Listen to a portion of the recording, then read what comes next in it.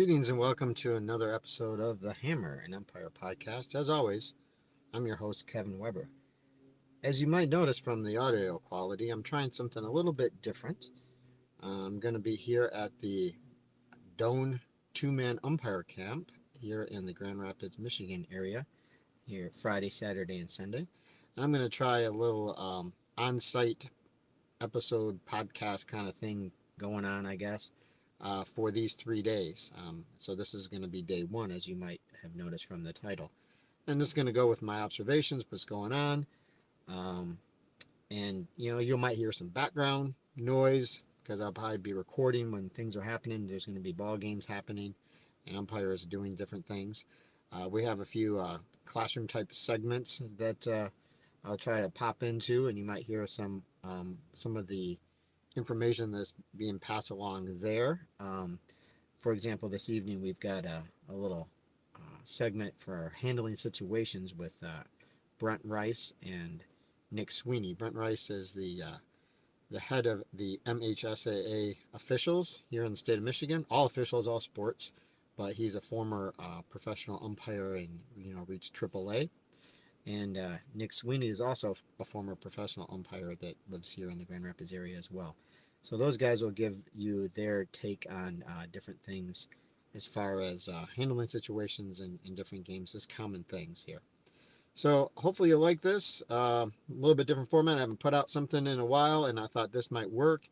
And because it's always a bit of a struggle at times to sit down on my computer, get everything all hooked up. I mean, I've got some segment ideas for some other things, but I thought this would be good as an in-between my next regular episode.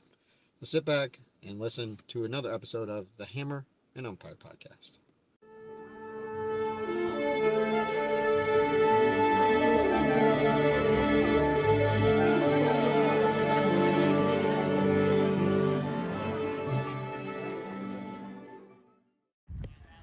All right, standing on the field here at the two-man camp. We're doing a little scrimmage here today. We've got Davenport University. That's where this is located. And, they're a Division II school, very successful here in the Grand Rapids area. Play out of the GLIAC. Nice turf field here. Got a beautiful, about 80-degree late summer day. So we've got guys that volunteered. We've got about 25 campers here this year. And I had 5 guys that volunteered to work this 5-inning scrimmage here on the Friday evening. So they're working the plate, and then we're rotating in other guys on the bases. This is a two-man camp. One guy in the top of the inning, another guy in the bottom, and they've got different situations and different things, and how many pitches they want pitchers to get here for Davenport. So they rotating guys in whatever way they want to. But some things I've seen here already, being too deep in B and C. Like for example, we had like a potential play at third base on a wild pitch. It just got a little bit away from the catcher, and we get straight line coming down there because we're not taking that 45. Stepping up and taking that 45 and meeting it there. Guys not with crisp mechanics. We had a home run ball, and you got to at least get to the edge of the dirt there and then make a nice crisp home run signal. So those kind of things. Guys making calls too quickly, right? We had also a play that play at third base, first and third. Home plate umpire should be covering third base for the runner on first, and we had the base guy moving over there making a safe, and then the plate guy getting up a little bit late, but he got there and he correctly called the guy out. But when that happens, we got to make sure that we get the plate guy's got to make sure he tells that guy he's there. I'm here, I got that, that kind of stuff, and get that guy off of that, because you can see him out of the corner of your eye coming up there. We had a little debate here. I mean, technically by the book, you're supposed to come up the third base line if you're the plate guy there and go into fair territory and take the play there. And that way, if there's an overthrow, you can get back inside and get the play there, from the foul territory. But I seem to like to take that play from, more toward the coach's box, and so do some of the other guys here, some of the former pros and stuff. Because one, you don't usually always get an overthrow. 2, if you do, you can still get back and take that play and get inside if you need to. And number 1 really is that's the best spot to be if you're going to take a play at third base.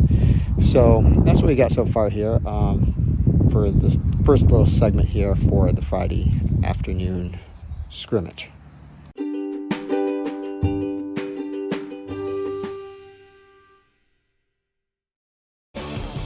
When it comes to towing, seeing is believing. That's why Chevy Truck's advanced camera technology offers up to 8 available cameras for 14 unique views, so you can focus on the view that really matters. Chevrolet, together let's drive. Learn more about Chevy Trucks at Chevy.com. Safety or driver assistance features are no substitute for the driver's responsibility to operate the vehicle in a safe manner. Read the vehicle owner's manual for important feature limitations and information. So overall, the scrimmage went well today. We had a few situations that popped up, which is always what you want at a umpire camp. You don't really want everything to go straight and narrow like you do in a regular game that you're working. Couple things that I noticed anyway.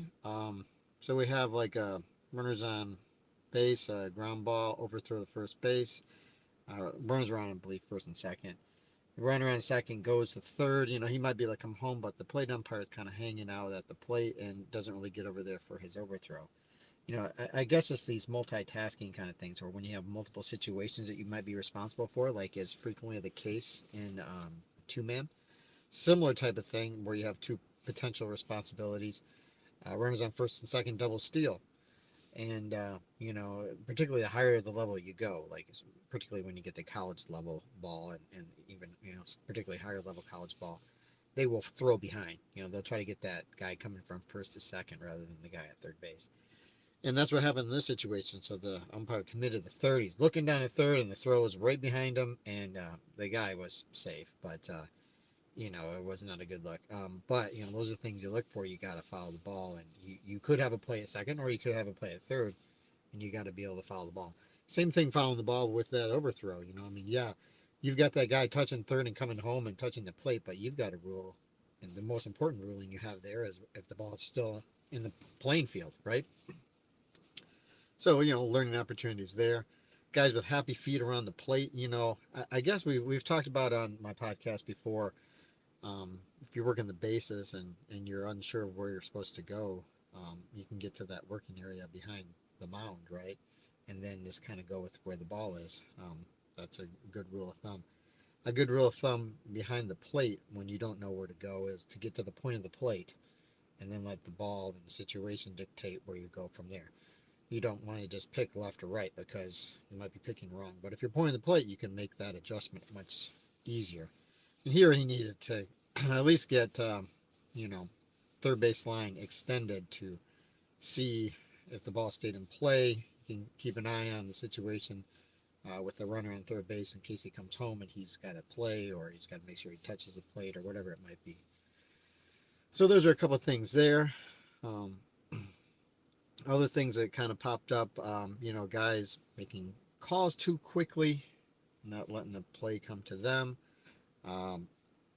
There's basic, you know, things that we were looking at the plate, like, you know, where your hands are when you're in your stance on the plate. We had one umpire where his hands were behind his back. I know technically that is the safest place for your hands to be, but it does not look good, and it certainly doesn't look professional. You want to protect your hands as much as possible, and, you know, have them behind your knees or something like that. You can't grasp them behind your back. It's just not a good look. And I know, like, this umpire in particular, you know, he'd gotten hit on the arm and injured before, so I understand that. But that's kind of part of what happens when you're behind the plate, right? I mean, you're going to get hit sometimes. You know, we never know when it's going to happen, so you don't really worry about it. Sometimes you go many games and you don't get hit, and sometimes you get hit many times in one game. That's just part of the deal. If we can't handle that, we stop umpiring, right? Obviously, if it's concussion type stuff, that's more serious. But, you know, yeah, you get some welts on your arms or your thighs and things like that from time to time. We usually survive those just fine after some initial soreness and maybe a few swear words for catchers that don't block things and stuff like that, or just our bad luck, right? So that's those are the observations I saw in the second part of the scrimmage. There's a few other little things, but that's the main stuff here.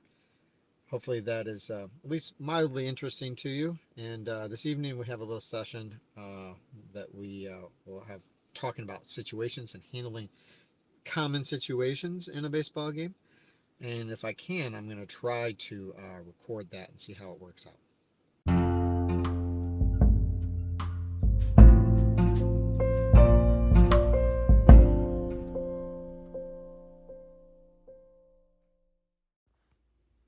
Well, the segment on handling situations was very good. Brent Rice, if you don't know Brent, he runs all the officials here in the state of Michigan for the MHSAA, but he used to be, for a long time, for well over 10 years, the lead instructor at the Wendelstedt Umpire School.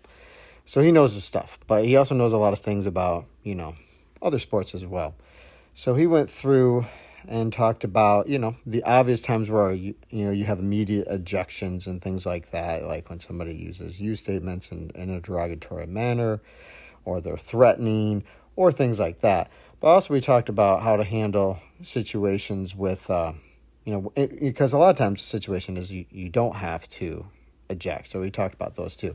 I didn't record it because the sound quality wasn't quite as good outside there, so I just thought I would just reiterate the things. So hopefully that works for you guys. But Brent is a very entertaining speaker. He gets through, his message in a humorous kind of way, but he knows his stuff really well. And some of the key points that he mentioned was, let coaches talk first. Especially if they're hot under the collar or something. You let them cool down by letting them vent a bit, as long as they're not doing some of those, immediate ejection kind of things. They can talk about how badly they think that the call was missed and they can't believe this and that and all those kind of things.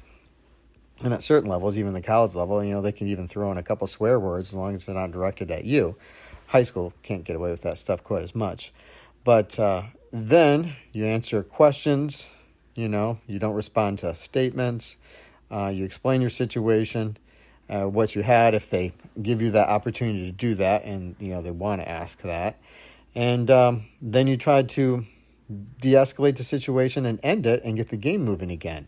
And that's if, that's a situation, if you come to that and then they don't allow you to do that, then you might end up with an ejection if they're not going to leave the field or something like that when you say, we are done now. I think we're going around in circles or something like that. So we talked about that. We talked about several, specific situations that umpires had encountered. There were some questions, and it was a very good give and take. We've got 25 umpires here at the camp, and we had some good stuff happen today and got out of there. And tomorrow we'll be right back at it early in the morning, and same thing on Sunday, and it looks like good weather. So that is good, and I will do a similar type of podcast like this tomorrow, and hopefully people will enjoy it and like something that's a little bit different. Well, that pretty much concludes this brief mini episode, right around 15 minutes or so. Hopefully you enjoy that. It's pretty easy to listen to. And like I said, if you want to know how things are going in the camp and some of my observations, then, check back tomorrow. And in the evening, after things start to wrap down, I will put out another podcast based on my observations for Saturday. And I plan to do the same thing on Sunday. So I'm thinking, 15 to 20 minute type of segments, which I guess in turn kind of equals a full podcast that I usually do. I usually am right around an hour or so, give or take a little bit of time. So once again, thank you for listening, and keep calling strikes.